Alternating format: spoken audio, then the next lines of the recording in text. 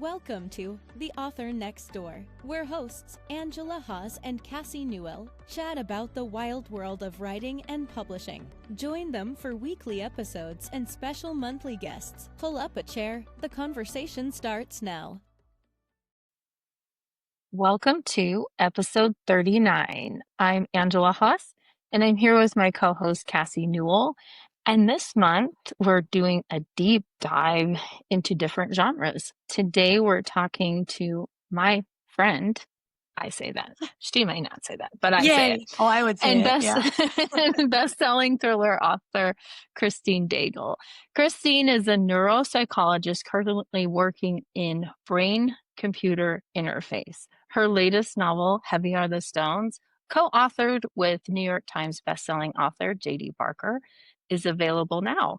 Her novel, Flatliners Resurrection, a reboot of the Flatliners movie franchise, also co-authored with J.D. Barker, is currently on submission. She's usually found with a glass of red wine, spoiling her cat, or wandering through weird art exhibits. Ooh. Let's talk about that. Welcome, weird art Christine. exhibits? Oh, What's your latest one? What's the latest?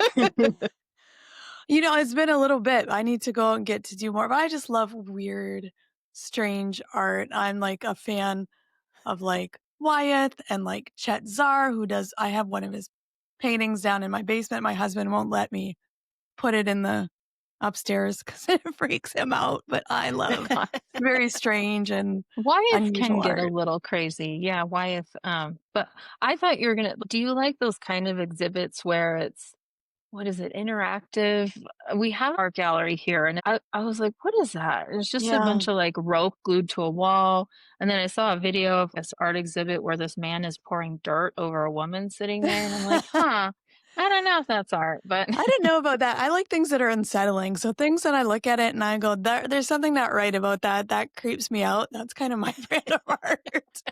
Nice. Well, that kind of matches thriller writer, Yeah, right? exactly. I mean, Yeah. Well, so just for our listeners, tell us a little bit about your journey from, all your neurobrainiac amazing work to being a thriller author. Like, how did that from the beginning? Yeah. That's a story. Take us back to your childhood. Okay, well, so yeah, my childhood, I did not want to be a writer. I know like there are lots of writers that say ever since I was a little girl, I wanted to write. That was not me. Same. I had no idea what I wanted to do. I was aimless, I suppose, for most of my life, but I was good in school. So I just did whatever anyone told me to do. They're like, you're good. Do hard sciences. So I said, okay. So I did biochem in college. My plan, Angela, was to be a dentist. Oh my God, goodness. that was me too. Yeah. And not because I wanted to be a dentist, because it was the quickest way to get out and make money. Because you could do 2 years of an undergrad and 2 years of dentistry and be done. Yep. Yeah. I have no manual dexterity. I cannot carve chalk or soap for the life of me. So I had to do something else. My cousin is a psychologist and he goes, you should be a neuropsychologist. And I went, okay, I'm not doing anything better. So that's like my whole origin story. I had no idea what I wanted to do. And then after my internship, I got married. I had my son. I moved to Michigan. I didn't know anybody. Been there a couple years. I knew nobody. And I was at home with a newborn. And it was like the first time I had no cognitive stimulation. I was going out of my mind because newborns are the most boring potatoes like in the whole world. Yeah. So I'm like, I'm going to write a novel. It'll be easy. I'll get that done, whip that out. YA fantasy's hot. I'll write that and I'll publish it. And oh boy. Yeah. I found a meetup group. I'm like, I wrote this. And they very kindly told me it was horrible. And that's how my writing journey started. So. Wow. And you were like, give me more. Yeah. And I was like, oh, okay. Well, that's kind of my personality. When people are like, you're not good at this, then I have to do it on steroids. I don't know. That's like competitive. my character flaw, I suppose. Yeah, I think that's a lot of us that, we take it as a challenge instead Yeah. of a truth, which Mhm. is really good. So what Yeah. does a neuropsychologist do exactly? Ooh, so I do brain behavior relationships. So basically, I collect data points about how your brain works. So when I started, I was working in a hospital in Detroit, and I would test different things. So people who have drug resistant epilepsy, I'd go in and do like 8 hours of testing with them for things like memory, attention, concentration, language, executive functioning, visual, spatial. And then they would freeze the part of the brain they were going to take out. And then I would test them again to see if they lost like Mm-hmm. attention, language, memory. And so I do like things like that. And then head injuries. I did concussion assessments back in the day for a hockey team in Detroit, big one with a Red Wing symbol.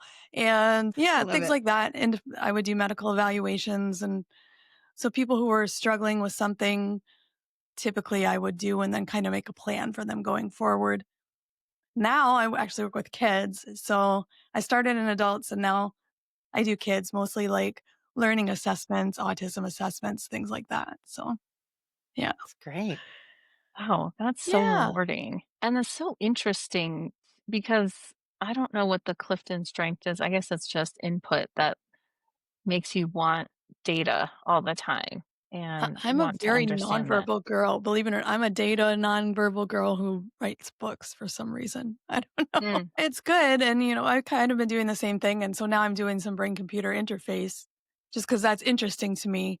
hmm So we have some kids who are nonverbal and don't really have motor control. So using that for them for socialization and play so they can do like pitching machines, bumble machines, painting, choosing their snacks, working on some Yeah. learning skills with, kids who have never really had any autonomy over their environment. So that's fun. I'm doing a bit of that now. And it's Wow. external on the head. No implants. Right. Right. Yes. So That's yeah, it's very great. cool. Yeah. Now, how does your background associate with how you write characters? I imagine that they're a little bit interlinked. I would have to think so. Like, I think I'm pretty good at understanding why people do what they They do. do. Mm-hmm. So it kind of helps me with things like motivation. Um, maybe when people aren't being truthful with themselves or others to kind of get some layers into that. Mhm. Uh, Right. yeah, for sure. Wow. That's great. So I read this book, by the way. Oh, yay. This is the book. Heavier the Stones. I wonder if there's ways to explain serial killers because sometimes you wonder if it is like a brain injury or shortfall that makes someone want to hurt people. You want to understand like why people make those choices. I mean, I'll never forget, I ran over a squirrel one time. I was devastated. I ran over it and I was like, no. And I looked back and it gave this final squeak and then it was dead. And I was like horrified. I can't Yeah, imagine we write fiction about other people taking other people's lives. And I'm like, can you imagine? But yeah. I mean, you study like how to help people but have you ever studied that side of it? I don't know how far into the weeds you want to get into this because I don't want to get technical, but we can. We can go Um, weeds. so there was a neuroscientist. His name was James Fallon, not Jimmy Fallon, James Fallon. And he was doing a study on sociopaths, as you would call them. And so he was scanning people's brains and he had a pile of those. And then he also was scanning his family because there was dementia running in his family and was looking for some early signs of dementia and did some of those scans. Um, and it was really interesting. So what his theory is that when some people look at something sad, like maybe an injured squirrel or a cute baby or a little boy holding balloons, they process that kind of in their amygdala hippocampus area where they Mm. feel it emotionally. Whereas what they call sociopaths process that in their frontal cortex. So intellectually instead of emotionally. So they're thinking about it logically instead of feeling it. Mm. So what's interesting about that is this neuroscientist, when he was looking through his family's dementia recordings, he's like, oh, I must have mixed one up and got one of the sociopath scans in here, and it was his own. Oh my goodness. So, and then he got into this whole big area of called prosocial sociopaths, which are people who know right from wrong and maybe don't process things emotionally like other people do, but still know that like hurting you is wrong Mhm. intellectually. What makes that leap into hurting you is wrong and I don't care, where you're now an antisocial kind of sociopath? Gotcha. I don't know. Is it genetic? Is it something that happened? Is it the way something in your environment? I really don't have a good understanding of that. I watched all those Dahmer things and, Mm. he had some Yeah. issues like growing, he had some Yeah. pretty big traumas. So is that what it is? If someone had kind of been kind or been to a cheerleader for him at some point, would have been different? Could be, Right. right? Yeah. So Could have it could shaped be. his I brain mean, a different way, right? yeah, and Yeah. everyone is so different. It's hard, but I really like finding patterns Yeah. and seeing, what the patterns are, but and I mean there are with sociopaths and serial killers there are patterns like hurting animals as like a Mhm. sign, Yeah. that that's something to come because usually kids aren't totally into that. No, that doesn't Yeah. Yeah. feel good for most kids. Yeah. Yeah. Yeah. Yeah. Yeah. So it's probably environment, genetics, all this stuff that just is like a Epigenetic big cocktail. Yeah. for sure. Yeah. Yeah. So we're talking about different genres this month, and I know you write thrillers, Yes. and thrillers thrive on tension and pacing. How do you consciously structure a thriller so readers can't put it down? Are there any techniques or rules? I'm not big on rules. I think whatever works works. I can tell you what I do. Yeah. And mostly because JD made me do it. Like, this was the first thriller I wrote, so it was nice because it was kind of a mentor relationship, and he really outlined things for me very concretely. Pacing is king. So that I learned very quickly. You have a little more leeway in some other genres. Anything that was filler, cut. Like if it was a joke and you think it's funny and it doesn't drive the plot forward, cut. Out. So it's really, really a Mhm. lot of ruthless cutting to make sure that that story, every sentence is moving the next sentence forward. If it's stagnant, I think, by pacing, we go, what do we mean pacing? We mean your reading speed, the speed that you read. So anything that's slowing down your Mhm. reading speed, cut. The other thing that I learned what in structuring is we always hear increasing stakes, but what does that mean when you say increased stakes? You're increasing setbacks for your main character. You're increasing obstacles, but you're also increasing revelations. So Mhm. these things are getting more difficult and bigger and bigger and bigger as you go along until you hopefully get that last revelation, obstacle, setback all in one that just blows your audience mind, right? They call it the Right. twist or whatever, and they go, Yeah. whoa. So you always want to be sequencing those obstacles, those setbacks, those revelations in a way that they organically are making sense so they get bigger. Uh, and I tend to cut my paragraph length down as we're getting closer to that final paragraph. Yeah. Chapter, everything, Right. everything gets tighter. So Really I usually write trimmed. for thrillers about 12, 1,500 word chapters. But when you're getting to that last kind of battle, they get 800, 700, Mhm. 500. It gets more machine gun like until you're out and then into that Mhm. resolution denouement, whatever The you want to breathing call it. space. Yeah, the breathing Yeah. space. I love that. Um, Trying to think if there's anything else. I think that's mainly it. Like, yeah, that's most of it. Interesting. And I think that's something you can do across genres, really, Mhm. when you're needing to move the pace along. I write short romance, and that's something I'm very conscious of Yeah. what's where do I want people to breathe and Uh-huh. have a part of the character versus where I want the speed to move Exactly. them forward in the actions and Yeah. things. So that's really interesting. I love that. Yeah, because I think even after writing a steamy scene, they need to come up for air. You Yeah. need to give your reader a break and have them be like, okay, wow, that was a lot. At least I need that. But I think any format for any genre is ups and downs Mhm. and curves. But I had to learn that too. Writing the sci-fi is you can have really big action sequences, but then you need to have your fun and games too. Mhm. You do need to have that, I think, in sort of sci-fi, fantasy, epic sci-fi is uh, there's always that moment where they are telling those jokes or I call it planning around the table, Yeah. planning their next move and everyone's pacing and throwing out ideas. And that's kind of, at least in the superhero ones, but there's always that sort of breath where they're like, okay, what do we do next? How do we save our friend? But it's still moving the story forward. My question is, you had a really successful Vela sci-fi series. It was more sci-fi with, It it was still had very that sci-fi. pace, Yeah. but it was sci-fi. So I guess there's a two-part question. And the first part is, when you transition from science fiction, which is a lot of world building and a lot of supernatural characters sometimes, to thrillers, what did you have to do differently? Or was that a pivot for you, or did it just come Oh, yeah, easily? it was a huge Yeah. pivot. Yeah. I was scared, honestly, when I said I would write it because JD was like, "Have you ever written a thriller?" I'm like, "Nope, but I will. I'll write you a good thriller." So I was kind of scared because, like, oh, I don't know, can I write a thriller?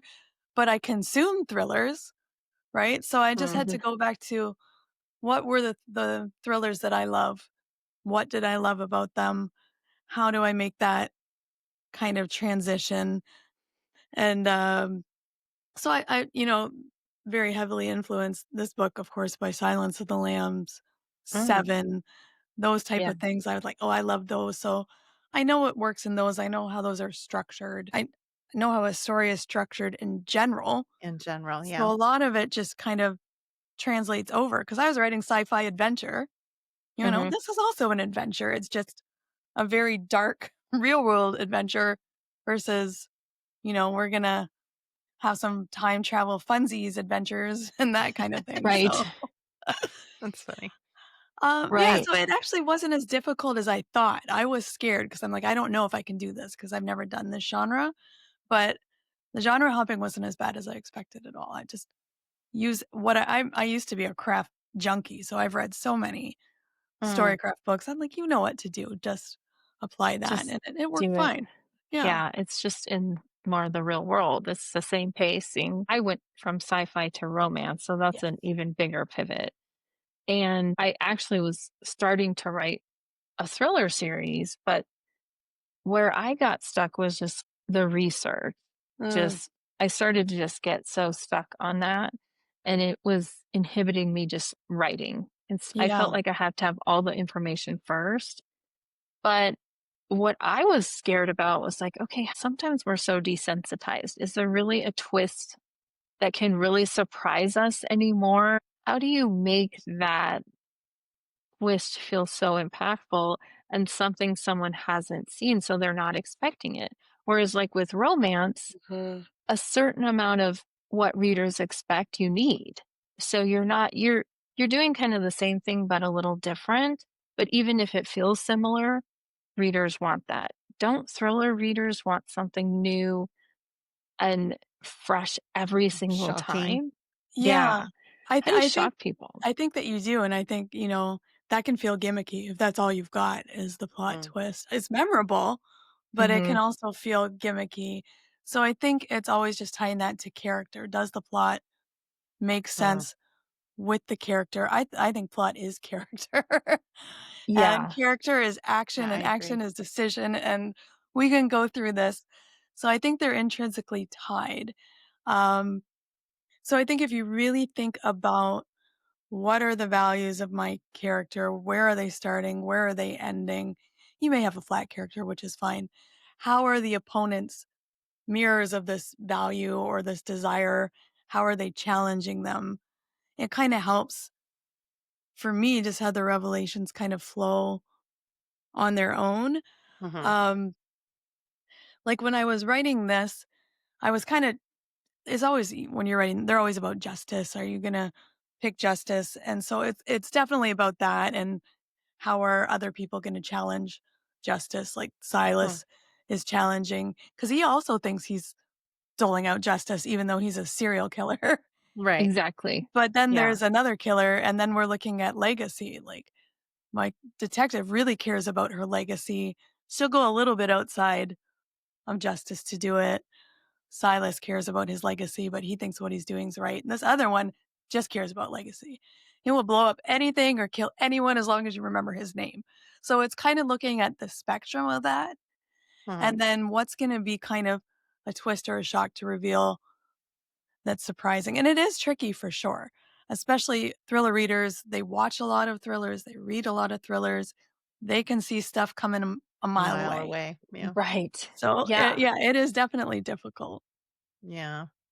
I don't know that I have a great answer for that other than No, maybe I think think about it's it just and then, But there's you know, also a satisfaction too when you twist it. see it coming and you Twist it. know it. Yes. You know what I mean? Like you're like, I know I this is knew it was how it's going to coming. be. It's funny because we Yeah. have like a running joke in my house that I will figure it out before everyone else, no Yeah. matter what it is. There's only a few that stumped me, and Yeah. it's so funny. Like my husband will name them. It's these two, you know. It's so funny. But I'm just curious too. I feel the exact same way. I feel like story is character. Yes. And I'm just curious, was there a difference in how you approached characters with regards to thrillers? You know, I don't think so. I have to know my Yeah. character as a person, Yeah. you know. Holistically, right? What is their flaw, I guess, or a weakness? How do I see their self-revelation by the end of the story? Where are they going on the spectrum from where to where? So that's what I'm looking at. Where are we starting? Where are we ending? What do you need to learn? Who are the people that are going to help you on this journey? Who are the people that are going to challenge you on this journey? Yeah. And be mirrors of kind of your weakness and your need and your desire. So I kind of, and like, how are they going to attack you? Who's going to help you? Where are we going to end up? So I think really just thinking about like weaknesses and values and needs and desires really makes a person feel kind of whole. And I think that's across genres too. Yeah. So when Vela ended, tell us about that though, because did that influence you changing genres at all, or did it just a new opportunity came out? Like how that's a Yeah, real it actually pivot in your career, Yeah. you Well, know? you know what's interesting is I was always kind of just like a poker until I liked writing, but obviously I have a busy day job. Um, I had a bunch of like when I started writing, then I had a few years of issues with health in my family that I had to deal with. So I didn't really write for a few years. And then I was just kind of a casual writer. Then just write when I feel like it and see where that would go. But when Vela came out, I was like, oh, if I'm going to jump on, I guess I've got to do this. And that is trial by fire. Anyone who has never tried serial fiction writing, it is a challenge. I was writing with my friend. We were writing under a pen name. We were writing 2 series when we started and putting out 2 chapters a week. So that's 4 chapters a week. And then we just went with the more popular series eventually. But we wrote it for years. And it was Really? years. Yeah, it was like burnout. By the time when Vela was done, I was kind of like, oh, thank God. I could take a Right. break. You were like, yay. I was like, oh, good. I think we were in the middle of what would have been the 6th novel when Vela, like Wow. if we're looking at novel lengths, kind of That's Wow. significant. went away. And then we did put those out as, just novels on, KDP and paperback. And we're like, we can do that too, which is fine. But for me, it wasn't as much as a downer as it was from some people because I was already writing the thriller. I started that right Okay. in 2022 before Vela was done. I think it published in 2024, but I started it in 2022. So for me, it kind of worked out nice because I'm like, okay, this is done and I can move on to the new part of writing, which was also very challenging. So it was just upping kind of where I was at and trying to be professional and make that more career oriented than when I was kind of being more hobbyist about it. So Mm-hmm. Yeah. Do you miss writing the sci-fi, or do you plan to go back to that? You know what? I've Or been back and forth on it because it's hard. Because I wrote, Heavier the Stones. It's got some high tech stuff in it, which is I like high tech stuff, and we've got Mhm. the psychology in it. And then I did Flatliners, which again is my brain stuff and high tech, which is more spec fic thriller than Heavier the Stones, which is more straight up serial killer, even though it's high tech. But I really like writing in that spec fic thriller space where I Sure. can bring Both. those things that I know from my expertise that are interesting to me about how the human mind works.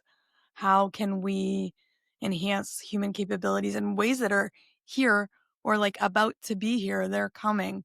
So that fascinates me. So combining that with a thriller genre in a way that's a little bit more grounded than some of the earlier sci-fi stuff I was writing, I find that really interesting. So I think I want to kind of continue in that spec fic thriller space, kind of like Blake Crouch, but maybe even backing off that science a little bit so it's more grounded. That's Right. kind of where I'd like to be. Yeah. That's exciting. Yeah, and You can see it in speculative your fiction. facial expression how Yeah. excited you Oh, are I about love it. that. So it's so Yeah. cool. That's fun. Yeah. Speculative fiction is exactly what though? Because are other genres under that umbrella, or is it its own special genre? That's a good question. I don't know if anyone has a good definition, but I can give you my understanding of it. Spec fic is where we think things are going. And to me, it's more near future. It's more grounded. It's not like Mhm. we're going to have a warp drive on a spaceship, which I guess is technically spec fic too. But I Mhm. think when they're talking about it in the industry, they mean it's a little more grounded and a little more closer to now than maybe far future, if that makes Gotcha. sense. Yeah. Yeah. And Yeah, that's that only makes my sense. understanding. I could be completely wrong. And if I'm wrong, please email Angela and Cassie to tell Yeah. me I'm doing Please tell her how wrong my guess was. Um, it's an interesting genre. I like how it can encompass anything and everything in a way. Yeah. But what always trips me up is thriller versus crime or police procedural, because Yes. this seems like still police Mm. procedural, but it's got thriller elements. Yeah. So what's the major difference between those? You know what? I was thinking about that today, about the difference between crime and thriller fiction. And it's funny that you mentioned this. And I don't have a good answer other than in thrillers, somebody needs to die. And maybe in crime fiction, they don't. They usually do die. Yeah, they usually have So, a murder or something. although I don't have Is a it good answer. when maybe thriller is the reader knows who the killer is, and it's just that cat and mouse game? Like, who's gonna really win? Versus the more crime mystery about You unmasked don't know. people with Yeah, aliens. you don't Mhm. know. It's Yeah. the Scooby-Doo where they take the I was mask thinking off, the and it's like Scooby-Doo of More it. Scooby-Doo. I was thinking the same thing. yeah. I was reading there was I was reading a genre sheet just to look at the beats, and it had it for crime and for thriller, and I'm like, I still don't know what the difference is. And I was trying to compare them side by side. So I think they definitely blend. I think you they can have do. this has a lot of police procedures, Yeah. and you had to understand how law enforcement works to write this, but you have the point of view from the killer. Mhm. And so, I think in police procedural, you just truly don't, it's all the detective trying to Yeah. solve the case, I but think you that's always fair. have a dead body first in Yes. crime and Yeah. police procedural. The dead body is like Well, chapter one.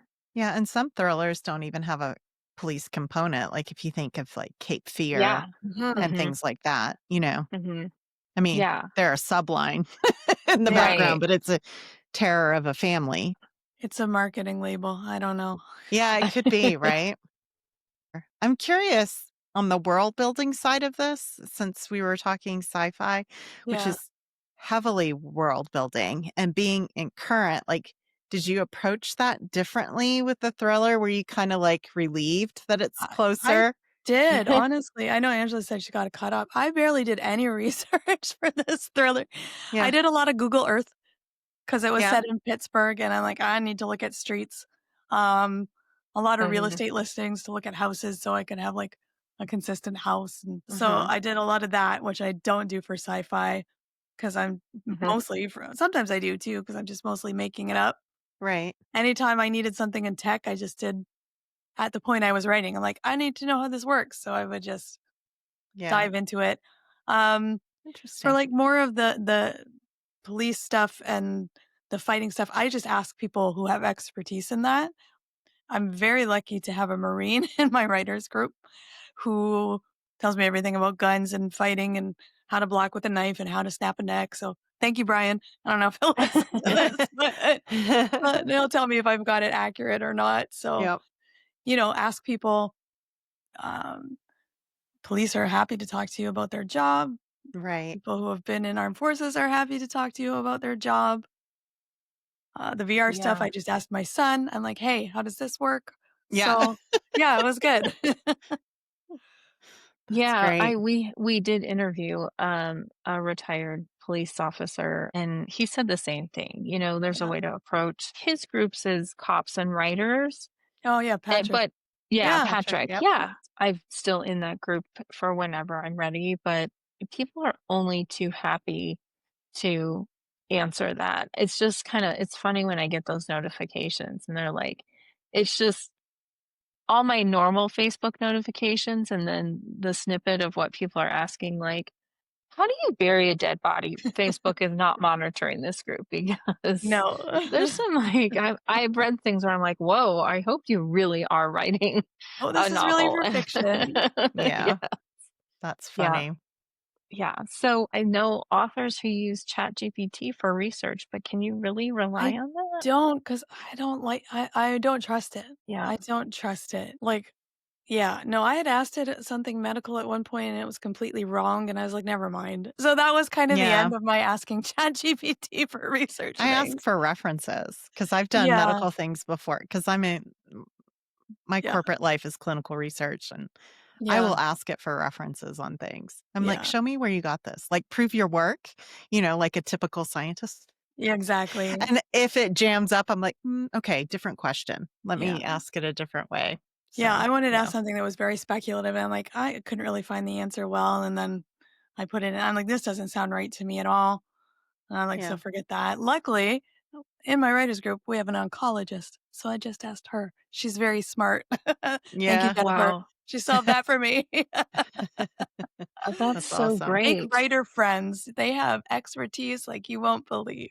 Yep. Mhm. Yeah. Well, it's just another reason that as indie authors, you can't do this by yourself. No. You have to have a community around you um, that you can turn to for any types of questions, whether it's research or support or Yeah.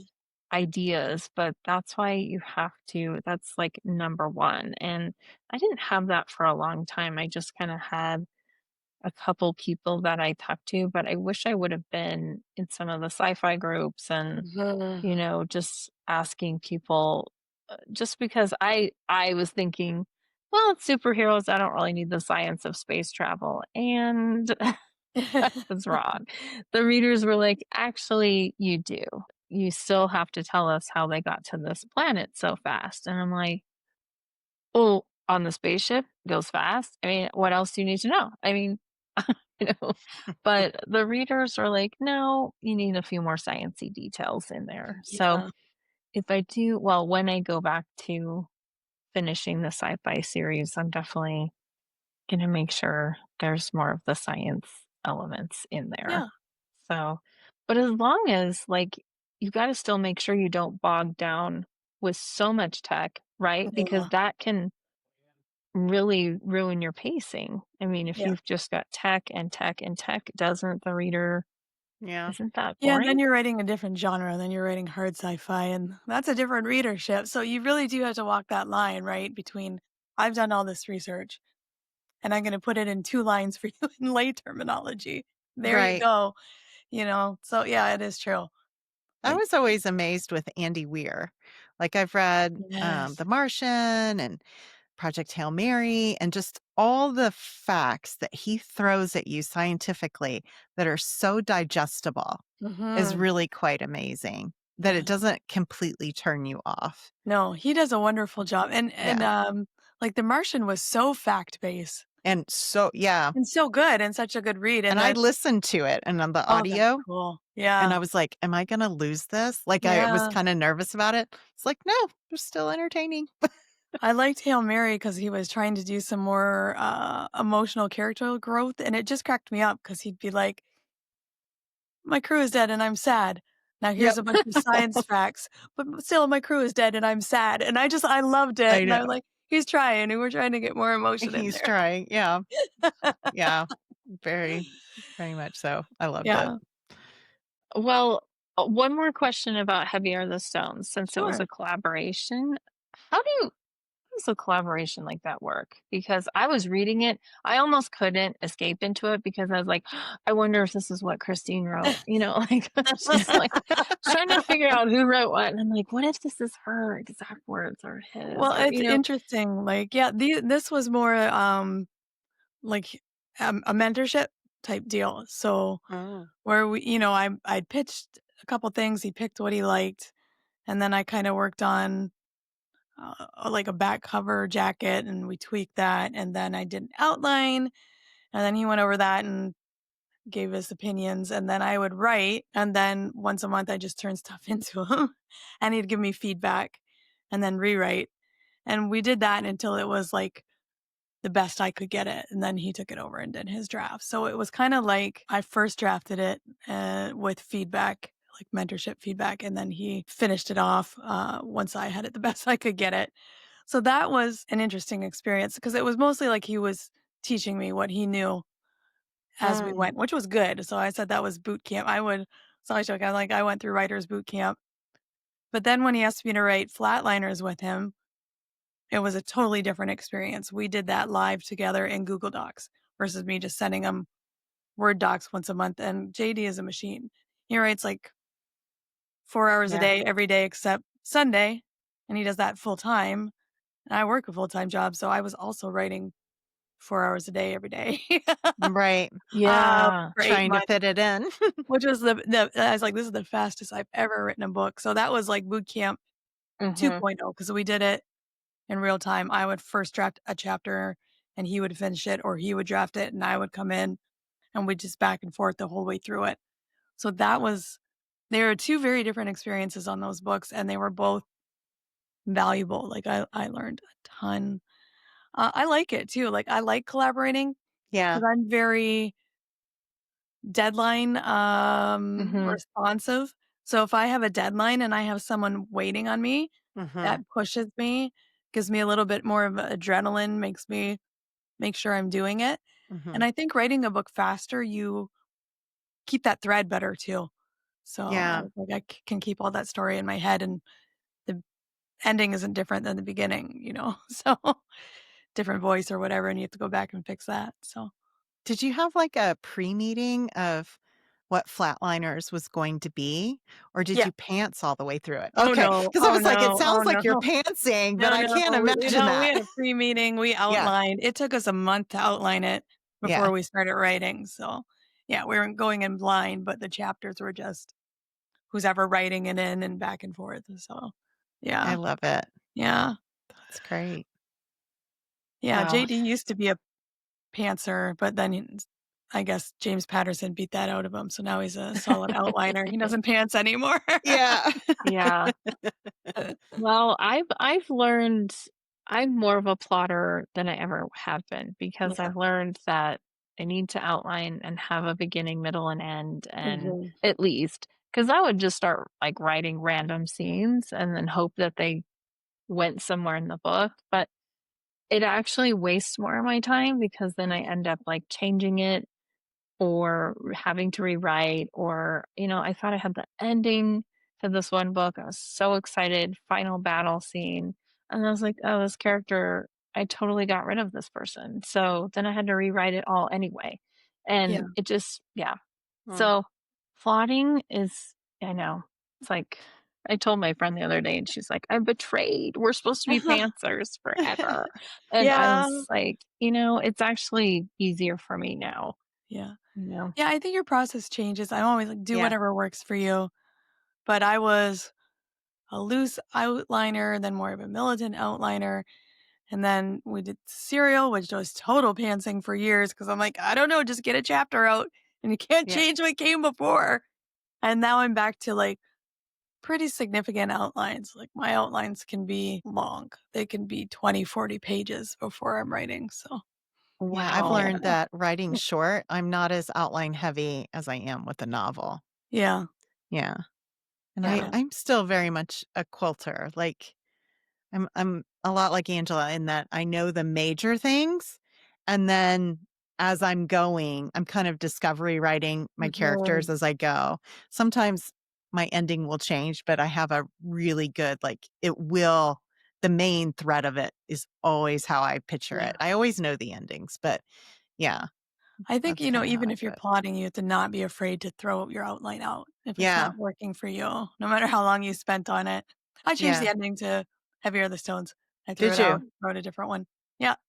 So you just Yeah. get there and that's what happens sometimes, right? Yeah. Yeah. I just think of them as placeholders. Like Yeah. outlines are placeholders. And if you veer off course because it's better, Yep. you veer off course. Because I remember I wrote this draft for a firefighter book that will come out later this year. And I sent it to Angela and I was like, okay, I mean, I have a quirky female who has a potential head injury and she's going to say these funny, weird things. She's like, I think it needs to be higher, like way higher in her responses. And it's like, you're right. I'm being too like timid about it, you know? Yeah. So sometimes you really have to lean into things being exaggerated too for the Yeah. funny. Absolutely. I think the only other thing, if you're just starting out writing thrillers, what are some good newbie resources that listeners could be Good. like, how do I even, where do I start? Like, as far as even Oh reading boy. fiction, Yeah. or was there a good, like, reference that you swear by that helped you when you were just starting to learn about the genre? I always say read a lot of thrillers, but also read widely, read everything. Reading is the Mm, best learning tool. I'm trying to think, I read a ton of craft books um, when I started. Now it's been a long time since I've read a craft book. And it's kind of like some of them I read too early because I didn't mm, Right. understand them. And then now going back and think, oh, now I understand it. Like I really enjoyed the Story Grid podcast when I was starting some of those Yeah. beginning episodes to really talk about structure. Take off your pants is a good yep. one. Write your story from the middle. Those are all pretty beginner friendly. Like you can kind of Mhm. just get an idea of what should a structure of a book look like? What should a scene look like? How do I drive things forward? They all kind of say the same thing, just a different way. Mhm. So they all kind of have the same, this is how you structure a story, but they say it differently, which I think sometimes repetition is good in those because then you're like, oh, I get it. I didn't maybe get it the first time. The Save the Cat books, you can get some things from those. Those are pretty good, pretty easily understandable. I guess those are Is some there places to start. is there like a thriller centric resource that you've used for like maybe an intermediate who has basic craft down but is looking Mm, for that thriller? for thriller itself, like honestly, I think it's just reading the Just genre. reading. Yeah, just really For like getting in more there. advanced craft book, John Truby, Anatomy of Story. Like if Mhm. you're Yeah, that's a beyond good the one. beginners, that's a good one. There are so many good ones that people like. Um, but sometimes I think like you can get so bogged down in craft Yeah, that You true. don't write? the worst part is making craft conscious. It's like when you have a golf swing and you take a lesson and you break your golf swing.